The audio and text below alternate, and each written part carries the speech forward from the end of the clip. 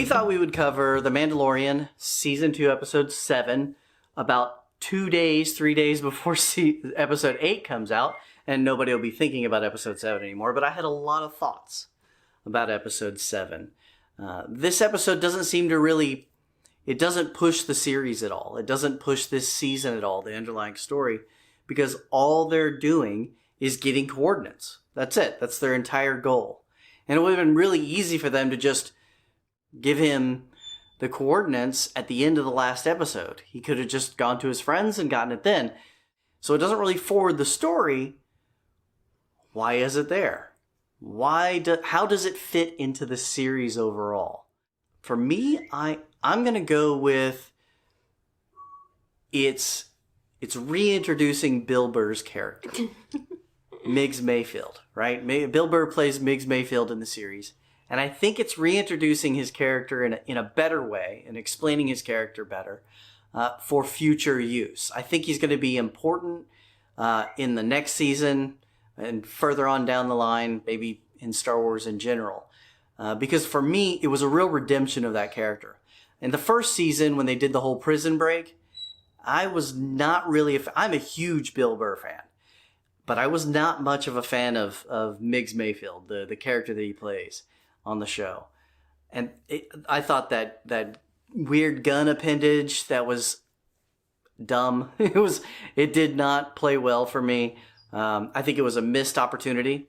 I think you could have had it have a droid brain and beep at him, and you could have some interesting interactions there. Maybe that would have made it cool. I mean, has nobody played Borderlands over there at Star Wars? I mean, everybody wants a talking gun, right? And I thought a droid gun attached to his back would be the one way to really salvage that kind of... It just didn't fit otherwise. It didn't work for me. But I thought this episode was definitely a redemption for Bill Burr, for his character, Migs. It showed a side of him. It showed a depth to that character. It made that character make more sense. It's almost how the Clone Wars redeemed the prequel trilogy. You know, this episode kind of redeemed Bill Burr's character. I enjoyed it thoroughly for that reason, probably more so than most because I'm such a Bill Burr fan. And I'm looking forward very much to what might come in the future with that particular character. I can't think of another reason for this episode to exist in the series. It didn't push the story. The Mando took his helmet off. It's a big deal. I get that. That's a big deal. That's how much Grogu means to him. That's an important part of the story. But really, this was a Bill Burr, Migs Mayfield redemption episode. In particular, that one scene where he's talking to his old commanding officer. And I know this from watching Bill Burr in interviews. When he sits back, pretending like he's relaxed, his eyes start to close a little bit, and he does that head shake. He does that little head shake. I know he's about to unload on the person sitting across from him. And I paused it. She can tell you, I paused it right then. I went, yes. He's about to unload. And spoilers, quite literally on this one. I'm going to give it a 9 out of 10.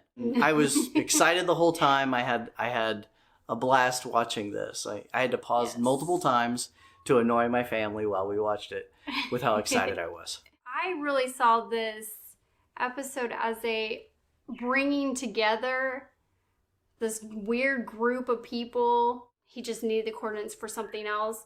I don't think they would do it. And I really thought the Bill Burr character was going to stay on with him. Yes, I feel like definitely we will be seeing more of him.